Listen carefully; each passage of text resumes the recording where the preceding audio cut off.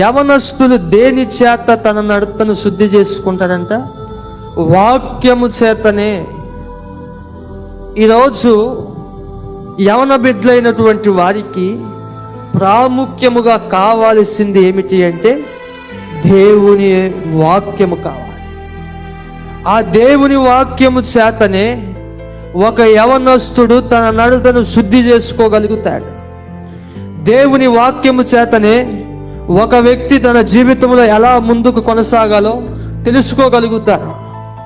ఒక యవనస్తుడికి యవనురాలికి కావాల్సింది దేవుని వాక్యం. ఆ వాక్యం ఈరోజు యవనస్తులు ఏమైపోతుందంటే కరువైపోతుంది.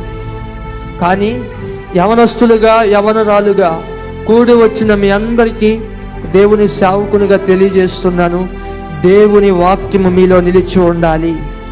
ఆ వాక్యము ద్వారా మీరు నడిపించబడాలి. ఆ దేవుని వాక్యము మీలో ఉంటేనే మీ నడతను మీరు శుద్ధి చేసుకోగలుగుతారు.